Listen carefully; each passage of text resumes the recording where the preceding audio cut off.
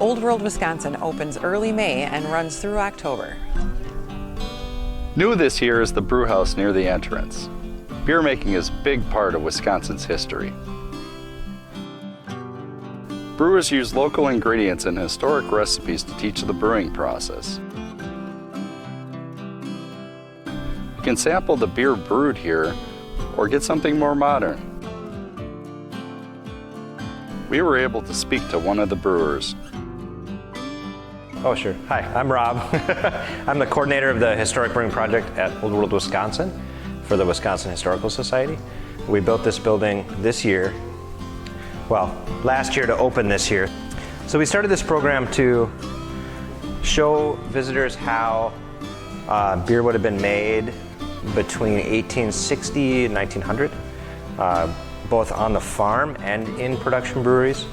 The production breweries were predominantly German lager breweries, and they populated the state a lot like craft breweries do today. There was one in almost every town, but they were brewing lagers, strictly German lagers, seasonal lagers, maybe one ale like a Hefeweizen.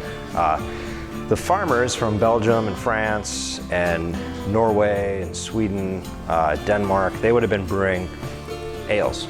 And they would have been brewing in their summer kitchens or wherever they had space at home, maybe build a fire outside to brew. So they would have brewed in the spring and the fall. They wouldn't have brewed in the summer, which is what we do here. We brew all summer. So we have some techniques that we're using to try to get good fermentation in the hot weather.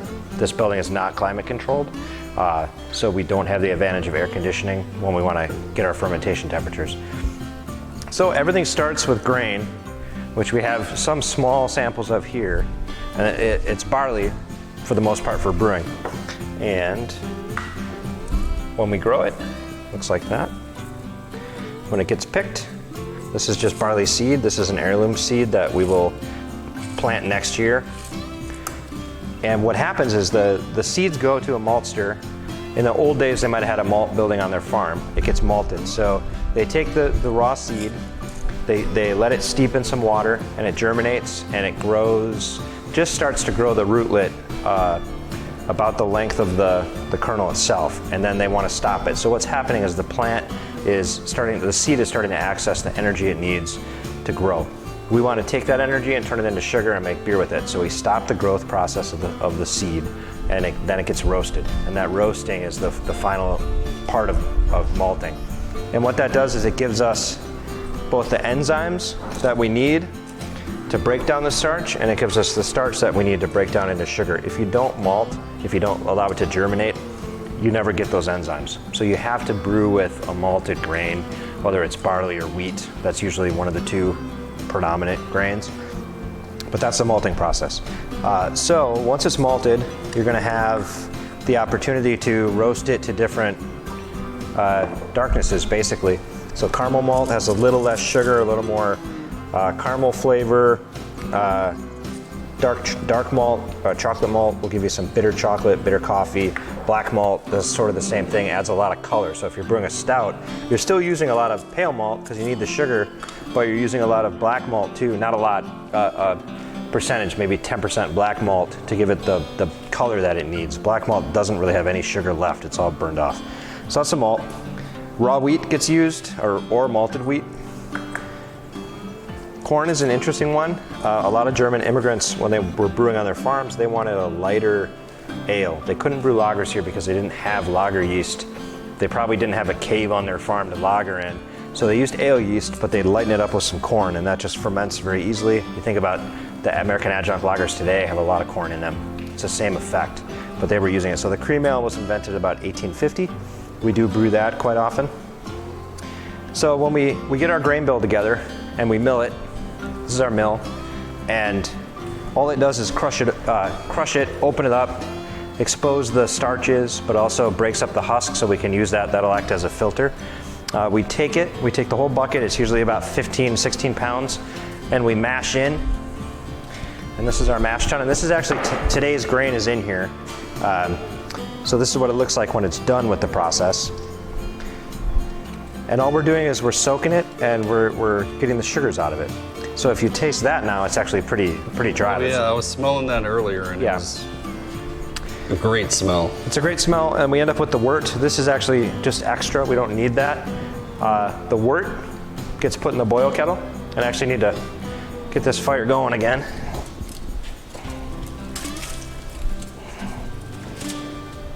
You start to lose your roll on your boil, and you just kind of give it some more fuel, and then it'll kick back up.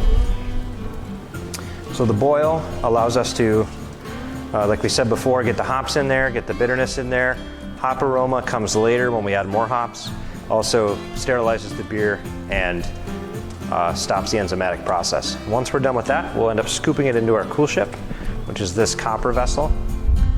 We ladle it in through this filter here. This will sit on top. It's an antique German hop, they call it a hop jack. That'll catch all the hops, the whole cone hops that are in there, keep them out of the wort. It'll sit in here for an hour to maybe 2 hours. If it's a nice cool day, it'll cool down to like maybe 80 degrees. A day like today, it'll probably still be around 90, 95, maybe even 100. Then we'll empty it out into buckets, and we'll put it in one of the vats. Let's say we're gonna use this one. So the fermentation vats, we'll get the wort in there. We have copper vessels that we'll use. If we need to cool it down further, we'll fill those with ice, and we'll kind of swirl that in there just to cool it to the pitching temp. And then when we're ready, we'll pitch the yeast. And depending on our yeast, it could be pitched at 65 degrees, 75 degrees. Some of these Saison and Norwegian Kvike yeasts will pitch at 80 degrees on some days, which is pretty high for an ale yeast. And we actually took all the beer out of these. We packaged a lot today. Don't mind our modern, we do sanitize with modern sanitizer. So this is the end of the process, but actually this is really good to see. This will get harvested. This is actually a pretty good fermentation in here. This is the top, this is the kreuzen. It does look like there's a couple spots of bacteria, so maybe we won't harvest this one. But the yeast did its job. Normally that would be up on the top of the beer, kind of bubbling away. Sure smells like beer. Yeah, and then we use this kind of really fine cheese or butter cloth to keep out bugs, because as you know, in the summer, there's a ton of bugs. Yep. And then this one is empty as well. He's bottling this one right now. And that one also has a little, see, this is a different yeast, so you're gonna get a slightly different, looks a little bit different. But very fun to use all the different French and Belgian and Scandinavian and German yeasts. We found that Hefeweizen yeast actually ferments really well in warm temperatures, but it goes really fast. So by like the third or fourth day, we have to package it, and then we'll bottle it or we'll keg it. We'll add a little bit of priming sugar to it, or we'll add some wort that still has sugar, and that's where you get carbonation. The casks, however, once you tap them, like today's, it probably already tastes flat. I'm not sure. When we tapped it, it actually had quite a bit of carbonation, but that's just going to come out of the beer all day long in the casks. So these will end up down in the cellar, and we will keep them down there for 2-ish weeks, and then we'll bring them up and tap them and enjoy them. So that's the whole process in a nutshell. There's a lot of little nuances to each step. Let me check our fire here. So I'm gonna get a little stronger boil going.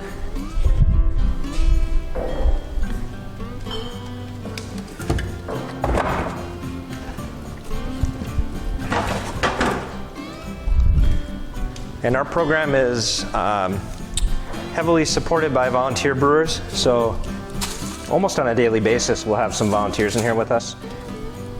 Sundays,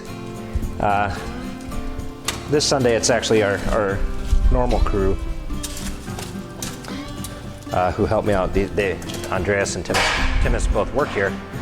But we do a lot of volunteer brewing, so brewers who come from all different backgrounds. We have some former master brewers from Miller. We've got a lot of home brewers. We've got some craft brewers. We've got groups that come through. Pink Boots Society. They're a group of women in the brewing industry. They helped us brew today's sample beer. That was just about a month ago now that they were here. So we invite a lot of groups in. because as a craft brewery, you don't get to do this. You don't get to brew with open fire. You don't get to experiment with recipes. So it's a lot of fun for the local craft breweries to come by and try their hand at this. As far as differences from brewing today, what would be the major differences, or is there any? Well, for home brewing, and honestly, the home brewing now, if you want to spend enough money on it, has become a lot like production brewing, just on a smaller scale, where everything you do is in a contained area. So, like you're filling your tanks with water that comes directly from your water treatment area through a closed tube pipe, so there's no contaminants. And then from that point on, from the you'd have that would be a giant stainless steel tank to warm up the water. This would be a giant stainless steel tank to do the mash and the lauter, or you'd have one for each. That would be a giant stainless steel tank for the boil.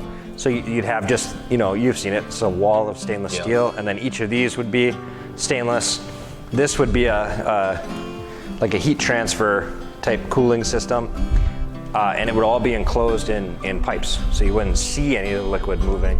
You wouldn't see the heat. You wouldn't even know it's hot because you touch it. It doesn't feel hot. Well, the boil kettle does, but nothing else does.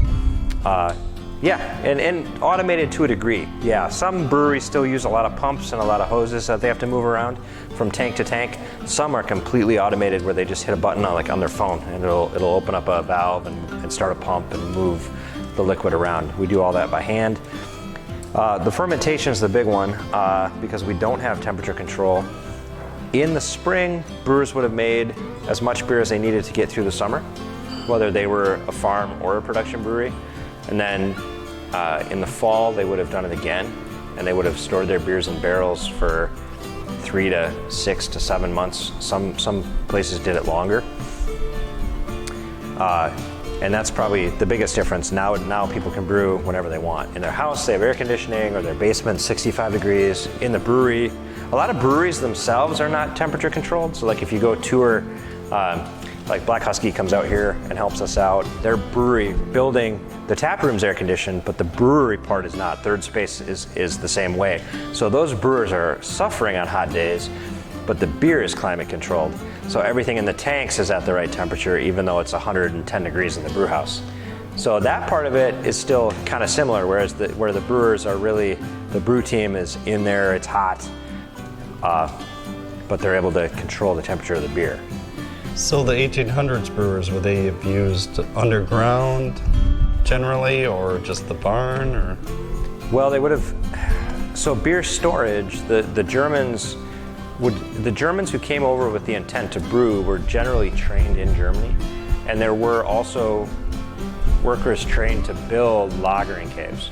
So that was like a trade, masons and things like that. So the German lagering caves, they'd build the arches, and then they actually needed dirt on top of them to create the pressure to stay standing. And there were a lot of those around Wisconsin. Your average farm didn't have one, but your farm had some sort of root cellar. So depending on the level of production, that would really determine what structure you had for storage of the beer. For the actual brewing, it ranges. Every brew house looks different. Like when you look at pictures of historic brew houses, the designs are all a little bit different based on where they're built. You can generally kind of tell it's a brewery by looking at it, but they're all a little bit different. Yeah. Let's see if we can get this to take off a little bit more here.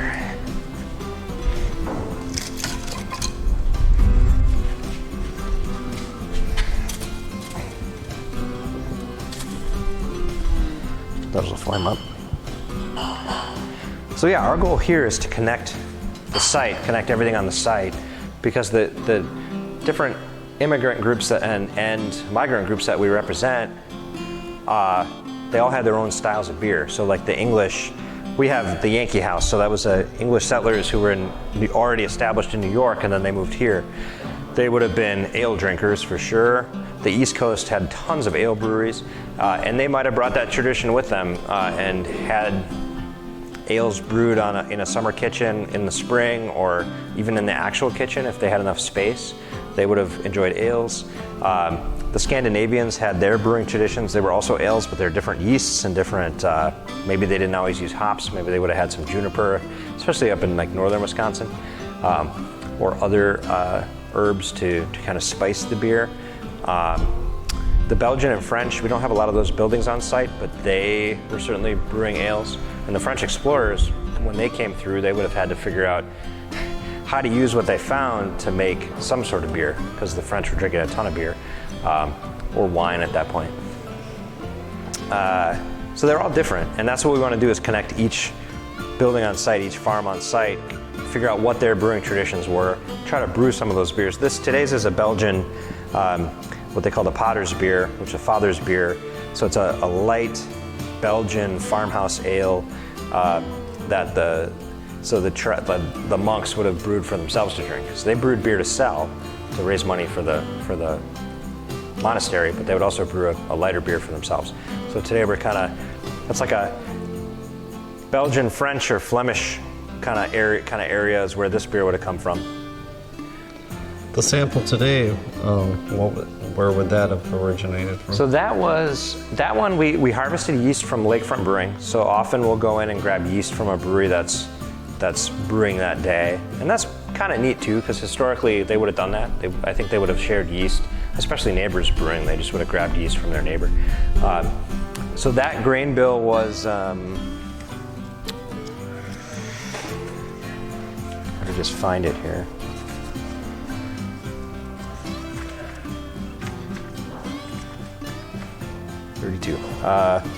Pilsner malt, Munich malt, so lighter malts, kind of farmhouse-esque malts, noble hops, which would have been a German, very traditional hops, I would say, kind of like what you'd find in a Pilsner or a lager, and then that ale yeast from Lakefront. So it's kind of, we used what we had to make kind of a rustic grain bill that would ferment like very light and kind of clear and refreshing for a summer, like for a farm-handed drink. So that's where that beer came from.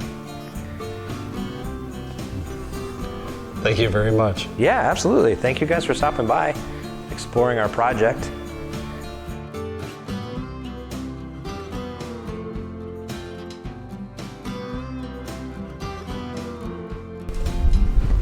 So I'm about to try some beer that was brewed right here at Old World, Wisconsin. It's a farmhouse ale.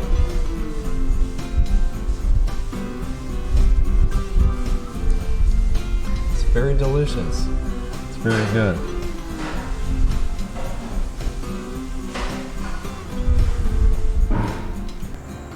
Thank you for watching our moving pictures of Old World, Wisconsin. Like and subscribe.